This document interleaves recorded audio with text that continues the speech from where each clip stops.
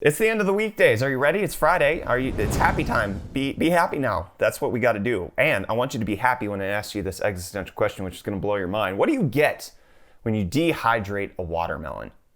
Is it just a Malone at the end of it? Huh? Is that any good? How do you deal with that powder? The Malone powder without the water? What's going on? It's the most beautiful thing I've seen in my life.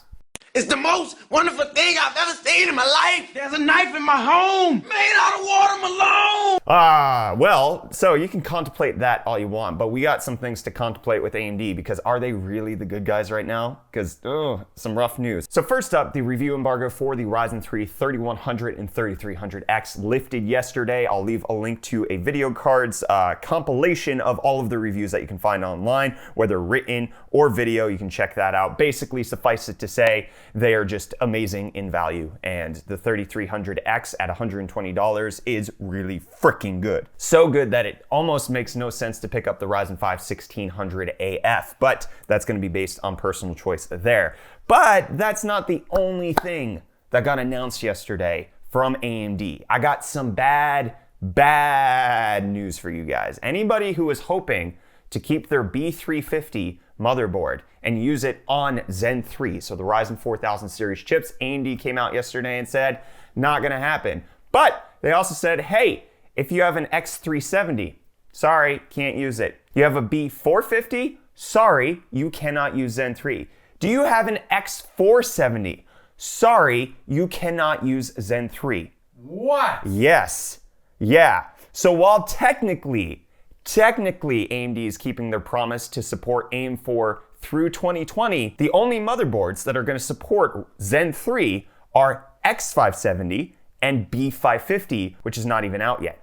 So anybody who was hoping to keep their motherboard, to keep their good value B450 that they picked up for $75, you will have to upgrade in case you want to get Zen 3. So is it really good?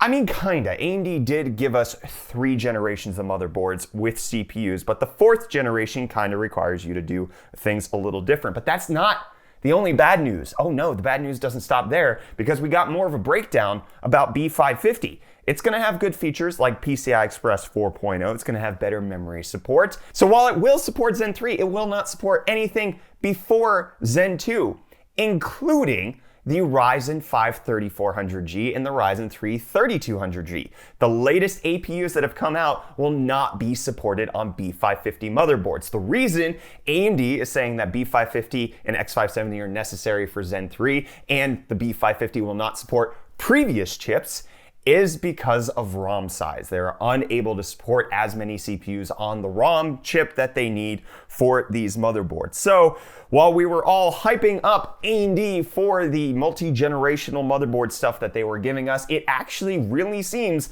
like the best motherboard for all socket compatibility reasons is the X570. It can support the previous ones and it can support the ones going forward.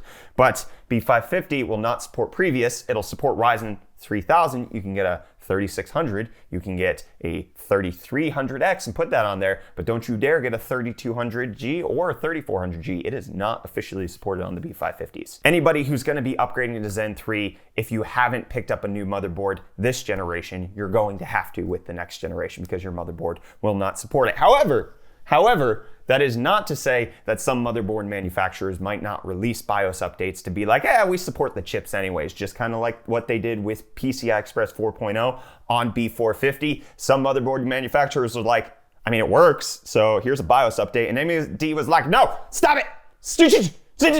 Make them buy the new ones. But also with the B550 announcement, we got a couple of B550 boards pictured. I specifically want to talk about the ASRock Tai Chi because I like the gold on this. It's beautiful. I really like it. I think most companies don't do gold well. I think this one gets my jimmies all in a good place. So let me know what you think down below. Are you shocked at this news that you have to get a B550 or X570 or later in order to support the Zen 3 chips? It kind of makes sense. Does it bother you? Do you think AMD is kind of reneging on their promise to support AM4 until 2020? Let me know your thoughts because this is, I mean, to me, it's a controversial thing that they did. But In case you're worried about upgrading to a new motherboard, don't worry. MSI has your back. They have a rebate program in the form of giving you a Steam gift card if you upgrade to one of their new motherboards. And by that, I mean Z490s, which nobody cares about. So it's probably going to get very little use. However, it is a cool thing. So if you get specific versions of their new Z490 motherboards, they will give you a Steam reward gift card up to $50 in value, which can, I mean, technically help subsidize the cost if you view it that way.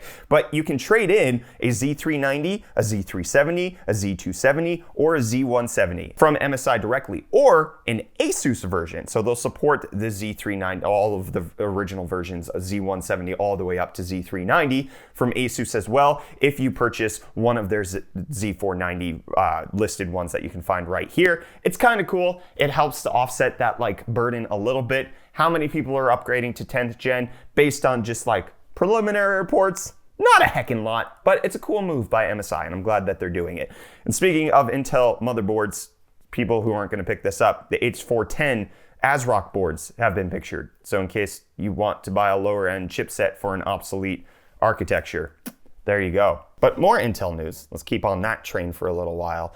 Tile is teaming up with Intel to make you able to find lost laptops, or as Engadget put it in this subtitle, it's like Find My Mac, but not for Macs. In case you're not familiar, Tile are those little key tags that you can put on your keys or other things that help you find it if you lose it. Well, now apparently it's going to be integrated into specific Intel laptops to make it so that even if it's in sleep mode, you will be able to find your laptop and you won't have lost it. The government can track me. The government can track you, Reece, because you are a wanted shill. But the last little bit of Intel news that we got here is that they're producing their own memory, which appears to be better than what Micron even has, because they're going to be producing their own 144-layer 3D NAND flash chip, whereas Micron's only shipping right now 128 layers. So Intel going to be doing a little bit more. We'll see if that actually is any good, because it's only going to come out in QLC capacities. They're not going to be releasing it in SLC or TLC because of the density issues, so QLC is not great. Speaking of not great, Inside Xbox happened yesterday.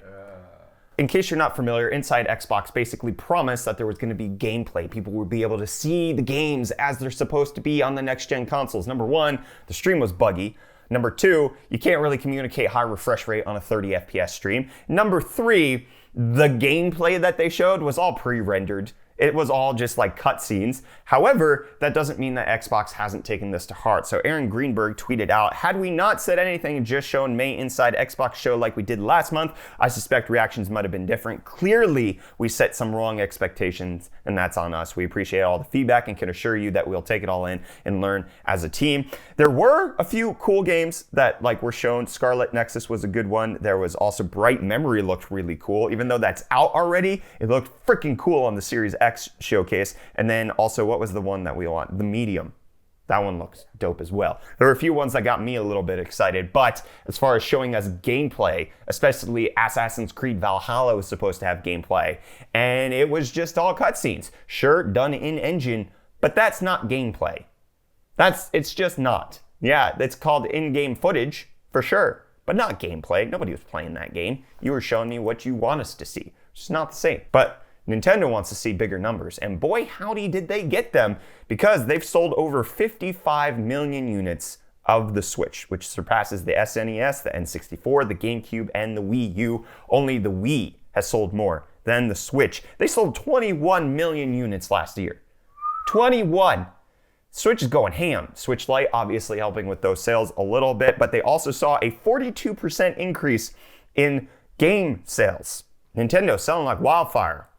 Bunch of money coming in. Bunch of money going out for me if I had a Threadripper motherboard, which I don't, because I don't know, I just don't. But if I did, I'd have to go with this Bitspower water block because it has an OLED display on it and RGB, and it's beautiful. And it's announced it's $140, which isn't terrible, and it looks really good. Bitspower, you got some good stuff. But not good stuff is what's happening with the Tokyo Game Show, because they've canceled and they'll be moving completely online. And I don't have an article for this, but LTX 2020 is also canceled, completely canceled, not happening. They're offering refunds right now. Linus and the team expressing their sincerest regrets, and the reason they took so long to cancel was because they were hoping somehow that they could make everything work. And unfortunately, obviously, with Voldemort and everything going on, they can't do it. Tokyo Game Show taking the same stance. Tokyo Game Show going online. Linus said that they're maybe working on something behind the scenes that could help I bridged the gap until LTX 2021, but remains to be seen what's going to happen there. But speaking of Voldemort transitions and life going weird, Lyft is making face masks mandatory for drivers and riders. We talked about in a previous episode that Uber was doing the same thing.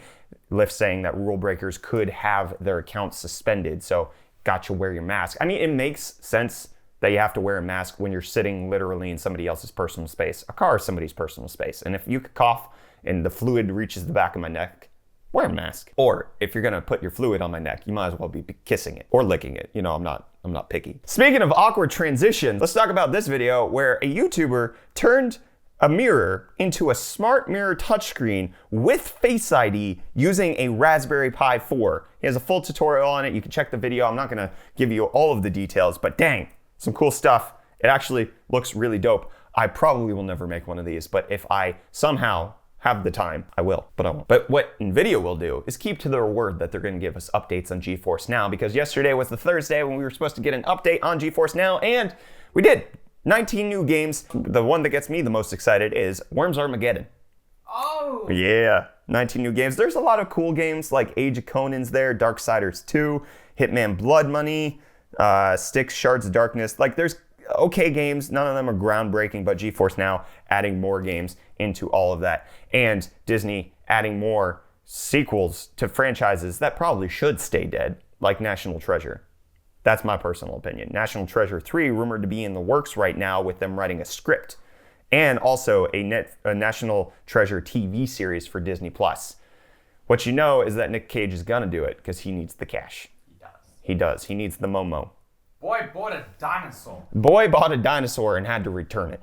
And Qualcomm had to return into the loving arms of Apple because they settled all the lawsuits that was going down there with patent infringements, lawsuits going left and right, and the Qualcomm CEO coming out and saying that the relationship with Apple is much more natural after the legal battle's over, which, you know, makes sense. Of course, the relationship's gonna be much more natural. It's like if you're suing your wife for, like, I don't know, breaking a pot that was in the house, and you're like, oh, I'm suing you for that. And then afterwards it's done. It's like, yeah, you can have a relationship. But this is weird. I'm trying to draw a parallel here and I'm getting nowhere. So I'm just gonna leave that metaphor and go on to not a metaphor, something real, which is cooking murder hornets. That's not a euphemism. I'm not talking about some new drug craze that's going on with the youth.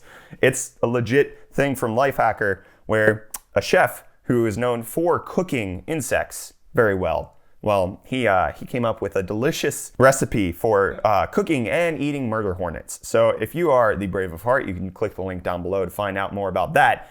But I'm not brave of heart. In fact, I am a coward. So I'm going to be done, and I'm going to ask the existential question of the day again, which is, what do you get when you dehydrate a watermelon? I mean, it's half the word. So at the very least, you get a melon, right? Yeah. And at the very least, you get a weekend right now, because I'm done. Goodbye.